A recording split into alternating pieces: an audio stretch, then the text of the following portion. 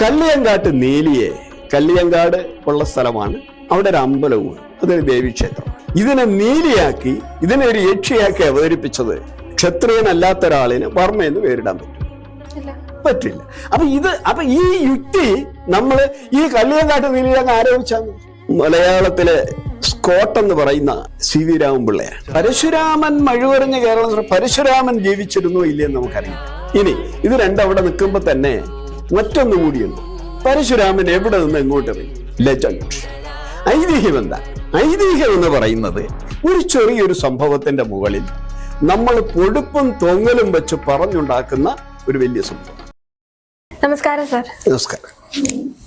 ഞാൻ സാറിനോട് ഇന്ന് ചോദിക്കാൻ പോകുന്നത് ഐതിഹ്യവും മിത്തും ഇത് തമ്മിലുള്ള ഒരു വ്യത്യാസം ചരിത്രപരമായി തന്നെ ഒന്ന് പറഞ്ഞു തരാമോ? എല്ലാവർക്കും റിലേറ്റ് ചെയ്യാൻ പറ്റുന്ന ഒരു കഥയാണ് കല്ലിയങ്കാട്ട് നീലിയുടെ കഥ. കല്ലിയങ്കാട്ട് നീലിയുടെ മകനാണോ ചാത്തൻ? ശരിക്കും ചരിത്രത്തിൽ എന്താണ് പറയുന്നത്? ഇത് ഈ ശരിക്കും ഐതിഹ്യം മിത്ത് മാത്രം നമ്മൾ ചർച്ച ചെയ്താൽ അത് പൂർത്തിയാവില്ല. അതിൻ്റെ കൂടെ ചരിത്രം അല്ലെങ്കിൽ സത്യം അതുകൂടി ചേർക്കണം. അപ്പോൾ ചരിത്രം, മിത്ത്, ഐതിഹ്യം, ഇത് മൂന്നായിട്ട് തന്നെ നമ്മൾ കാണണം. അതായത് ആദ്യം ഞാൻ മിത്തിനെ കുറിച്ച് പറയാം. ഇപ്പം നമുക്ക് ഒരു വിഷയം, കേരളം എങ്ങനെ രൂപം കൊണ്ടു, കേരളം ഉണ്ടായതെങ്ങനെ? ഒരു പ്രാചീന സമൂഹത്തിന്, ആധുനിക സമൂഹത്തിന് മറുപടി പറയാൻ പറ്റും. അതിന് ശാസ്ത്രീയമായ തെളിവുകളുണ്ട്, പിന്നെ ശാസ്ത്രം എത്ര കണ്ട് വീക്ഷിച്ചു. പക്ഷെ ഒരു പ്രാചീന സമൂഹത്തിന് കൃത്യമായിട്ട് പറയാൻ കഴിയില്ല. അതുകൊണ്ട് എന്ത് ചെയ്യും? കുറേ അന്വേഷിക്കും, മറുപടിയില്ല. എല്ലാവരും ഇത് തന്നെ പറയും, എനിക്കും അറിഞ്ഞൂടാ. അപ്പൊ ഞാൻ എന്ത് ചെയ്യും? ഞാൻ അതിന് സ്വയം ഒരു മറുപടി കണ്ടെത്തും, സ്വയം ഒരു കഥ കണ്ടെത്തും. ഇതാണ് മിത്ത്, കെട്ടുകഥ എന്ന് നമുക്ക് പറയാം. ഒരു ഉദാഹരണം, പരശുരാമൻ മഴുവറിഞ്ഞ് കേരളം സൃഷ്ടിച്ചു. പരശുരാമൻ മഴുവറിഞ്ഞ കേരളം, പരശുരാമൻ ജീവിച്ചിരുന്നോ ഇല്ലയെന്ന് നമുക്കറിയില്ല. തെളിവില്ല, രേഖയില്ല, ഒന്നുമില്ല. പുരാണങ്ങളിലൊക്കെ അവിടെ എവിടെയൊക്കെ സൂചനകളുണ്ട്. അവിടെ ഈ കേരളം മഴുവറിഞ്ഞ് സൃഷ്ടിച്ചു എന്ന് ഒരിടത്തും പറയുന്നില്ല. ഇനി മഴുവെറിഞ്ഞാൽ കടൽ മാറി കരയാകുമോ? നമ്മുടെ യുക്തിക്ക് നിരക്കുന്നതല്ല. ഇനി ഇത് രണ്ടവിടെ നിൽക്കുമ്പോൾ തന്നെ മറ്റൊന്നു കൂടിയുണ്ട്. പരശുരാമൻ എവിടെ നിന്ന് എങ്ങോട്ട് എറിഞ്ഞു? ഇപ്പൊ നമ്മൾ പറയുന്നത് ഗോകർണത്ത് നിന്ന് കന്യാകുമാരിയിലേക്ക് എറിഞ്ഞു എന്നാണ്. പക്ഷെ നമ്മൾ ഗോകർണത്ത് ചെന്ന് ചോദിച്ചു നോക്കിയേ, അവർ പറയുന്നത് കന്യാകുമാരി ഇങ്ങോട്ട് എറിഞ്ഞു എന്നാണ്. അപ്പൊ എന്ന് പറഞ്ഞാൽ മിത്തിനെ സംബന്ധിച്ചിടത്തോളം മിത്തിന് ഒരു പാഠമല്ല, ഒന്നിലേറെ പാഠങ്ങളുണ്ട്. സത്യത്തിന് ഒരൊറ്റ പാഠമേ ഉള്ളൂ. മഹാത്മാഗാന്ധി 1948 ജനുവരി 30 അന്തരിച്ചു, വെടിയേറ്റ് മരിച്ചു എന്ന് പറഞ്ഞാൽ അത് ആ ഒരൊറ്റ പാഠമേ ഉള്ളൂ. അത് പിന്നെ ജനുവരി 29 ആവില്ല, 31 ആവില്ല, 48 എന്നുള്ളത് 47 ആവില്ല, 49 ആവില്ല. അത് ഒറ്റ പാഠമേ ഉള്ളൂ. പക്ഷെ ഇതിന് പല പാഠം. കാര്യം പലരാണ് ഈ കഥ സൃഷ്ടിക്കുന്നത്, ഓരോരുത്തർ അവരുടെ ഭാവനയ്ക്കൊത്ത് ഉണ്ടാക്കുന്നത്. ഇനി നമ്മൾ വരുന്ന ഐതിഹ്യത്തിലേക്ക്. ലെജൻഡ്, ഐതിഹ്യം എന്താണ്? ഐതിഹ്യം എന്ന് പറയുന്നത് ഒരു ചെറിയൊരു സംഭവത്തിന്റെ മുകളിൽ നമ്മൾ പൊടുപ്പും തൊങ്ങലും വെച്ച് പറഞ്ഞുണ്ടാക്കുന്ന ഒരു വലിയ സംഭവമാണ്. ഒരു വലിയ സംഭവമാക്കി നമ്മൾ അതിനെ മാറ്റും. അത് ഒരു ഉദാഹരണമാണ് CP രാമസ്വാമിയെ മൂക്കുവെട്ടി. പക്ഷെ നമ്മൾ അന്വേഷിച്ച് ചെല്ലുമ്പോൾ അദ്ദേഹത്തിനെ ചികിത്സിച്ച ഡോക്ടർ പറയുന്നു മൂക്കിലങ്ങും ഒന്നും പറ്റിയിട്ടില്ല, അദ്ദേഹത്തിനെ കഴുത്തിലേക്കാണ് വെട്ടിയത്. പക്ഷെ ഉന്നം തെറ്റി കവിളിലാണ് കൊണ്ടത്. കവിളറ്റുപോയി, പല്ല് പലതും പുറത്ത് കാണാമായിരുന്നു എന്ന് അദ്ദേഹത്തിന് ചികിത്സിച്ച ഡോക്ടർ കേശവൻ നായരുടെ ഡയറി കുറിപ്പുണ്ട്. പക്ഷെ നമ്മൾ പറയുന്നത് എപ്പോഴും CPയുടെ മൂക്ക് വെട്ടിന്ന്. അപ്പൊ ഇതിനകത്ത് CP സത്യമാണ്, വെട്ട് സത്യമാണ്, CPയും വെട്ടും സത്യമാണ്. പക്ഷെ നമ്മൾ അതിനകത്ത് മൂക്ക് വെട്ടി എന്ന് ഒരെണ്ണം ചേർക്കുന്നതിന് കാര്യം എന്താ? ഒരാളിന്റെ മൂക്ക് മുറിക്കുക എന്ന് പറയുന്നത് അയാളെ ആക്ഷേപിക്കുന്നതിന്റെ പരമാവധിയാണ്. ജീവിച്ചിരിക്കുന്ന ഒരു മനുഷ്യനെ അധിക്ഷേപിക്കുന്നതിന്റെ പരമാവധി എന്ന് പറഞ്ഞാൽ അയാളെ മൂക്ക് ഛേദിക്കുക എന്നുള്ളത്. അതുകൊണ്ട് നമ്മൾ എന്ത് ചെയ്തു? CPയുടെ മൂക്ക് വെട്ടിയ കഥ നമ്മൾ അതിൻ്റെ കൂടെ ഒട്ടിച്ചേർത്തു. അപ്പൊ അതിനകത്ത് സത്യമുണ്ട്, മിത്തുമുണ്ട്. അപ്പൊ ഈ മിത്തിനെ മാറ്റി കഴിഞ്ഞാൽ അതിനകത്ത് കുറച്ച് സത്യം ഉണ്ട്. അതാണ് ഐതിഹ്യം. ഇനി സത്യത്തിലേക്ക്. സത്യം എന്ന് പറയുന്നത് അതിന് ഒറ്റ പാഠമേ ഉള്ളൂ, ഒരേ ഒരു പാഠം. ഇപ്പൊ ഗാന്ധി 48 ജനുവരി 30 വെടിയേറ്റ് മരിച്ചു, ഒറ്റ പാഠം ചരിത്രമാണ്. നമുക്ക് അപ്പുറം ഇപ്പുറം അല്ല. അല്ലെങ്കിൽ 1869 ഒക്ടോബർ 2 ഗാന്ധി ജനിച്ചു, ഒറ്റ പാഠം. അതിനകത്ത് വേറെ ആർക്കും തർക്കമില്ല, ആർക്കും അപ്പീലും ഇല്ല. അപ്പൊ ഇതാണ് ഇത് മൂന്നും തമ്മിലുള്ളൊരു വ്യത്യാസം. അപ്പോ ഇനി നമുക്ക് കള്ളിയങ്കാട്ട് നീലിയിലേക്ക് വരാം. കള്ളിയങ്കാട്ട് നീലിയെ, കള്ളിയങ്കാട് ഉള്ള സ്ഥലമാണ്, അവിടെ ഒരു അമ്പലവും ഉണ്ട്, അതൊരു ദേവീക്ഷേത്രമാണ്. ഇതിനെ നീലിയാക്കി, ഇതിനെ ഒരു യക്ഷിയാക്കി അവതരിപ്പിച്ചത് മലയാളത്തിലെ സ്കോട്ട് എന്ന് പറയുന്ന സി വി രാമൻപിള്ളയാണ്. സി വി രാമൻപിള്ളയുടെ മാർത്താണ്ഡവർമ്മ നോവലിലാണ് ഈ യക്ഷിയായി ഇതിനെ അവതരിപ്പിക്കുന്നത്. യഥാർത്ഥത്തിൽ അമ്പലമുണ്ട്, ദേവിയുണ്ട്, അതിനെ യക്ഷിയായി അവതരിപ്പിക്കുക എന്ന് പറയുന്ന ഒരു വായനാ സുഖത്തിന് വേണ്ടി അദ്ദേഹം ചരിത്രവും മിത്തും ഭാവനയും ഒക്കെ കൂടെ ചേർത്ത് അവതരിപ്പിച്ചൊരു നോവൽ. അതിനെ നോവലായി നമ്മൾ കാണുന്നതിന് പകരം നമ്മൾ അതിനെ ചരിത്രമായി കണ്ടതാണ് ഈ കുഴപ്പം പറ്റിയത്. ഒരു ഉദാഹരണം അതിനകത്ത് തന്നെ ഞാൻ പറയാം. മാർത്താണ്ഡവർമ്മ 8 വീട്ടിൽ പിള്ളമാരെ കൊന്നു എന്ന് ഇല്ലേ? അതിനകത്ത് നമ്മളങ്ങ് വിശ്വസിക്കുക.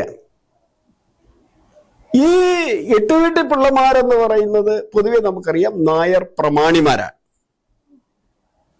അവരുടെ വീട്ടിന് മഠം എന്ന് പേരിടും.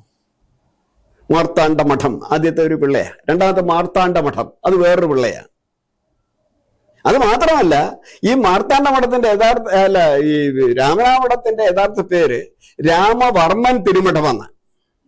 അന്നത്തെ കാലത്ത്, ഇന്ന് നമുക്ക് മഠമെന്നോ ഇല്ലെന്നൊക്കെ നമുക്ക് നമ്മുടെ വീട്ടിന് പേരിടാം. പക്ഷെ അന്ന് നമ്മൾ മനസ്സിലാക്കേണ്ട ഒരു കാര്യം എന്ന് പറഞ്ഞാൽ ഇന്നേക്ക് 300 കൊല്ലത്തിന് മുമ്പാണ്. ആ 300 കൊല്ലത്തിന് മുമ്പ് ചാതുർവർണ്ണ വ്യവസ്ഥയും ജാതി വ്യവസ്ഥയും അതിശക്തമായി നിലനിൽക്കുന്ന ഒരു കാലത്ത് ശൂദ്രനായ ഒരാളിന് ബ്രാഹ്മണന്റെ വീട്ടിന്റെ പേരിടാൻ പറ്റില്ല. പിന്നെ എങ്ങനെ ഈ നായർ പ്രമാണിമാരെ വീട്ടിന് ഈ പേര് വന്നു? രാമവർമ്മൻ തിരുമഠം, രാമവർമ്മയുടെ തിരുമഠം എന്നാണ്. വർമ്മ എന്നുള്ള പേരിടാൻ പറ്റുമോ? ക്ഷത്രിയനല്ലാത്ത ഒരാളിന് വർമ്മ എന്ന് പേരിടാൻ പറ്റുമോ? പറ്റില്ല.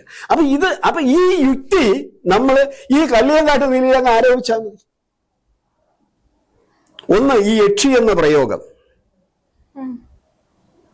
ഈ യക്ഷി, ഒന്നാമത്തെ കാര്യം, ഈ യക്ഷി എന്ന് മലയാളത്തിൽ പ്രയോഗമില്ല. മലയാളത്തിൽ യക്ഷിയുടെ മലയാളം അറിയാവോ? ചക്കി എന്നാണ്. ചക്കി. അതായത് യക്ഷി എന്ന പദം തമിഴിലേക്ക് വരുമ്പോ ഇചക്കിയാവും. ഇചക്കി വിലാസ് എന്നൊക്കെ പറഞ്ഞിട്ട് സാധനങ്ങൾ ഇചക്കി എന്നാ പറയുക. ഈ ഇചക്കി മലയാളത്തിൽ വരുമ്പോ ചക്കിയാവും. ഈ യക്ഷി ക്ഷേത്രങ്ങളൊക്കെ ഉള്ള സ്ഥലങ്ങളുണ്ട്. അതാണ് ചക്കിപ്പാറ എന്ന് പറയുന്ന ഒരു സ്ഥലം തന്നെ എൻ്റെ നാട്ടിലുണ്ട്. ഈ യക്ഷി എന്ന് പറയുന്നത് തന്നെ ഒരു സ്വതന്ത്രയായ ഒരു ദേവത അല്ലത്. ജൈനമതത്തിലെ 24 പുണ്യപുരുഷന്മാരാണ് അവർക്കുള്ളത്. 24 പുണ്യപുരുഷൻ എന്ന് പറയുന്ന ആദ്യത്തെ ആളെന്ന് ഋഷഭദേവനാണ്. 24ാമത്തെ തീർത്ഥങ്കനാണ് വർദ്ധമാന മഹാവീരൻ.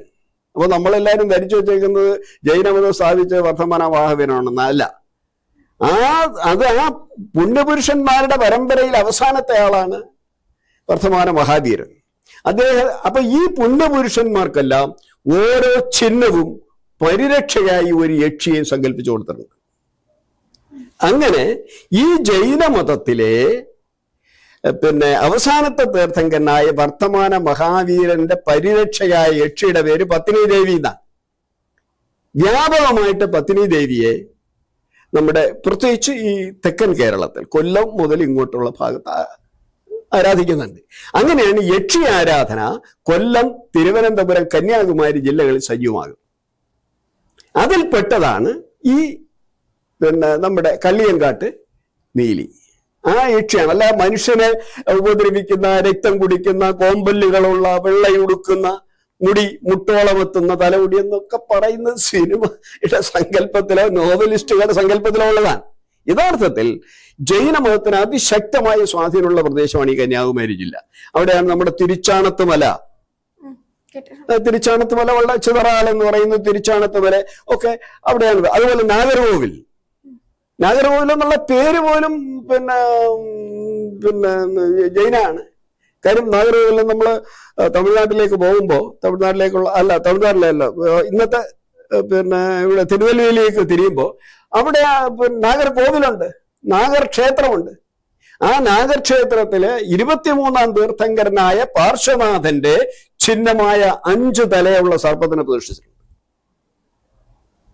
അത് നാഗരാജ ക്ഷേത്രമായി മാറുന്നത് ഒരു 15-16 നൂറ്റാണ്ടിന് ശേഷം.